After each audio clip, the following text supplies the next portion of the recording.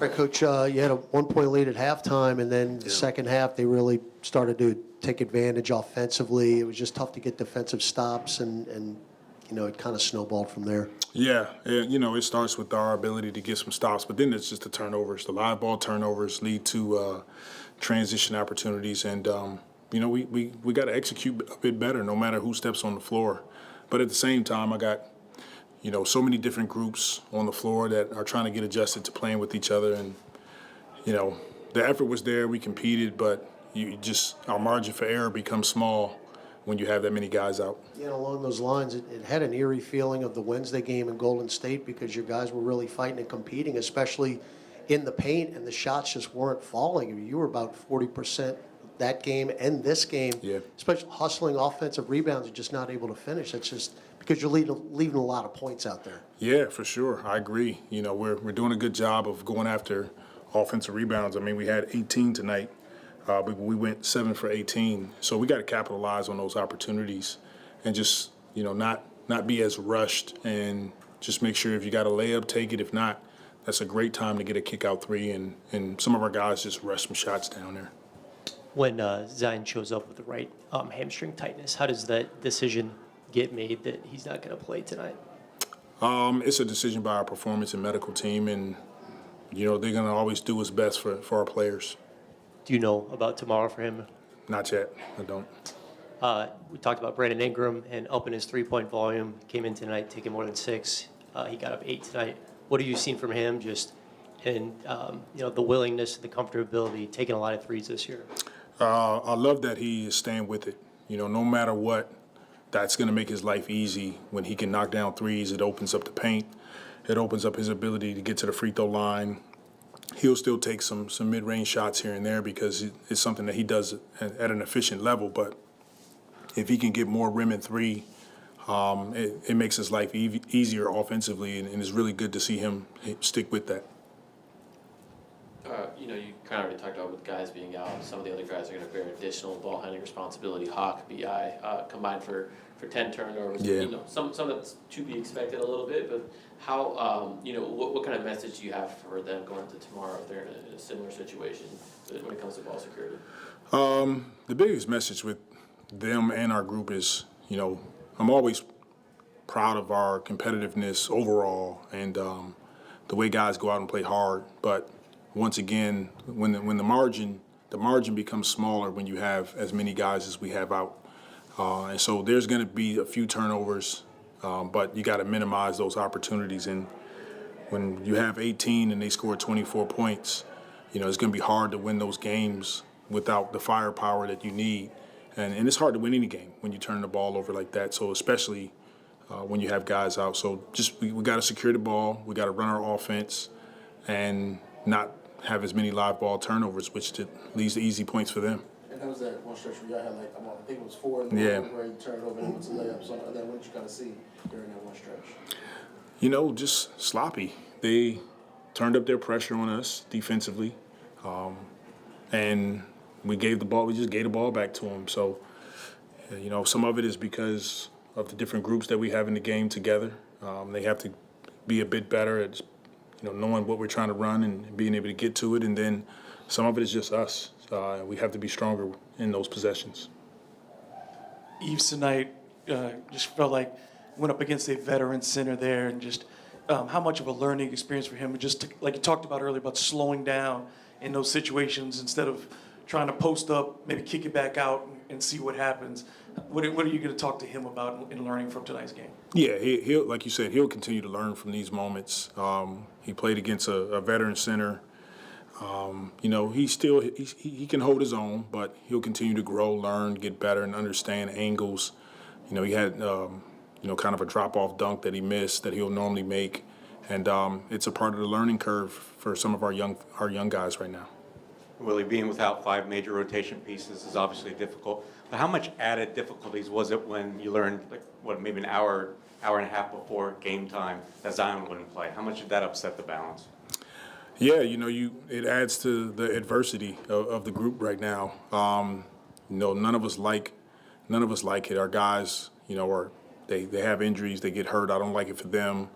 But I'll continue to say is opportunities for other guys. And, you know, we get a chance to see what Brandon Boston can do. We get a chance to see Jamal Cain and Jordan Hawkins, Eves. So we're getting a chance early in the season to see what some of our young guys can do, and hopefully this momentum that they have will help us as we get whole. Yeah, similar to Golden State tonight, Atlanta really like to blitz the screens, really put pressure on those. Do you have to, I guess, go back and look at the film, make an adjustment with your release valves there? Is it a timing thing, or is it just more of a focus thing from the players, where it's to expect, okay, now that we are short ball handlers, teams are probably going to try to challenge us? What needs to kind of happen there? Both, everything you said. Go over it on the floor. Make sure we understand that when we have as many guys as we have out, especially if BI has the ball, they're probably going to try to blitz him and take the ball out of his hands. Our bigs making themselves available pretty quickly. You got to make yourself available, make a sound pass to them, and then they're in rotations now. So if we just make a solid pass, we should get a quality look. So something that we'll continue to walk through. Coach, as other people have alluded to, that your team is without, a lot of your top players, DeJounte Murray, C.J. McCollum, Zion Williamson tonight. His status, of course, tomorrow night is unknown at this time. Is there any frustration within the team, or what is the general mood of the team with the team missing a lot of your top players at this point? Well, the team is always going to be disappointed in a loss. These guys care. They care about the game. They want to go out and, give their best and give us an opportunity to win. But overall, we all understand the situation that we're in. And so we're staying together. The guys will continue to come in and play with joy. We'll compete. We'll share the basketball. We got to defend a bit better. But other than that, when you just look at the game, losing the game, yeah, you're disappointed about that. But overall, this is going to make us a stronger team going through some adversity early. And obviously some of that stuff y'all can't control, like somebody falls on her shoulder. Yeah. DeJounte breaks his hand, but I guess what kind of conversations are y'all having about injury prevention? I guess you always talk about control what you can't control. I guess what are y'all able to do in that area to try to, stop some of this stuff from happening? Like you said, they happen. They happen all around the NBA, and whatever guys can do to try to prevent it, they do. But other than that, really out of my control in terms of what happens with injuries. Nobody likes it, but it's a part of the game. Well, it wasn't like seeing Dyson and Larry tonight on the other team. Look, I said it earlier. We're grateful for Dice and Larry, what they meant here, their years here in New Orleans. Their teammates, high character individuals, their families, what they meant to this organization, what they meant to the community. And, it sucks that they got to win here on our home floor, but, ultimately we want to see them have, a healthy and long career. Okay, thank you.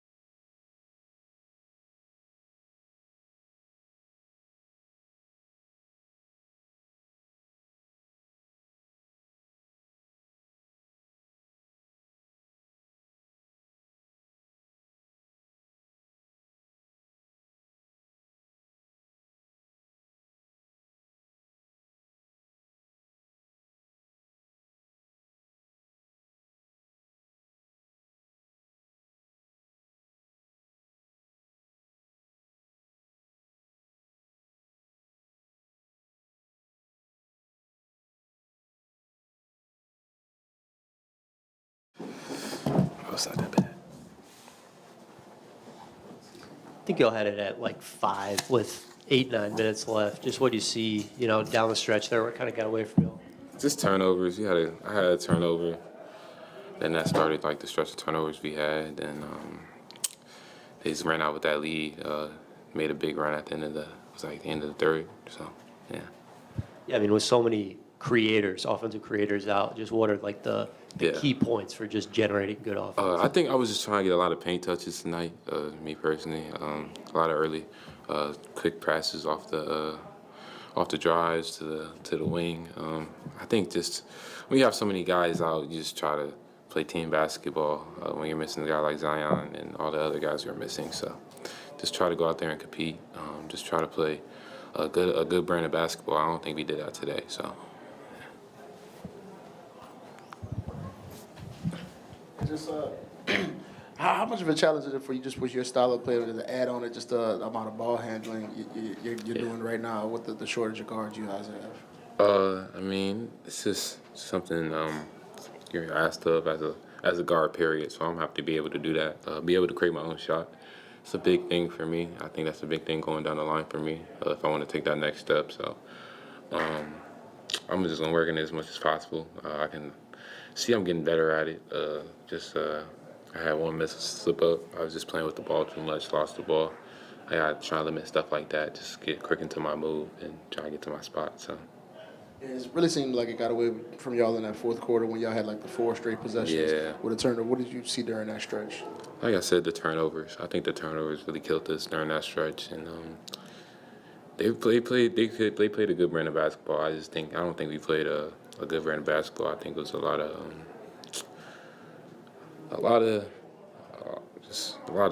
bad.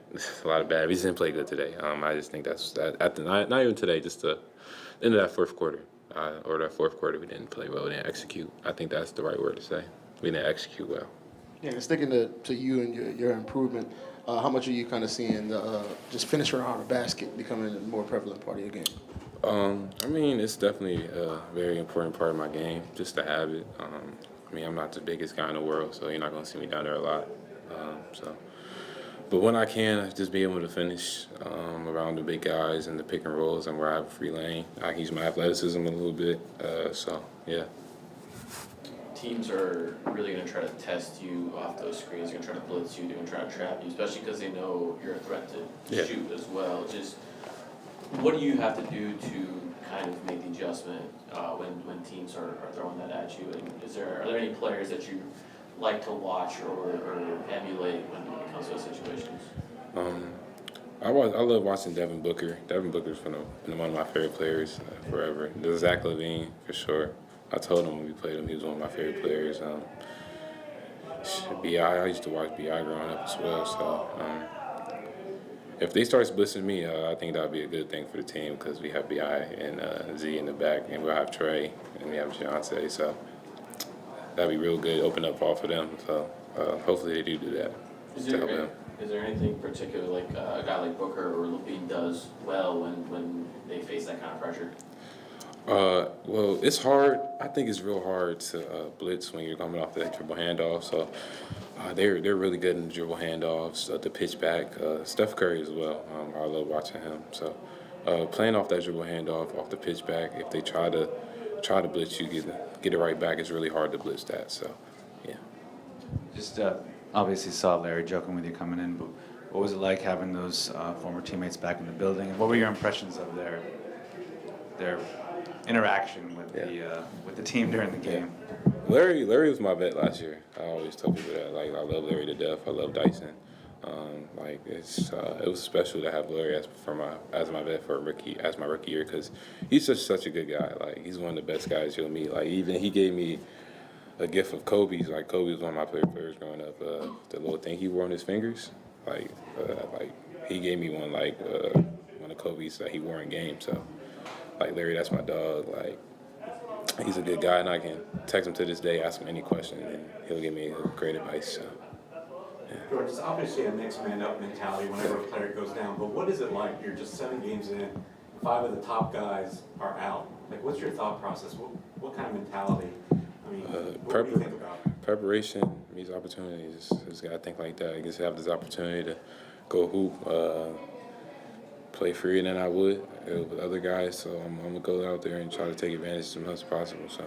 It's not even like a shock to the system at all, just seeing something so unusual.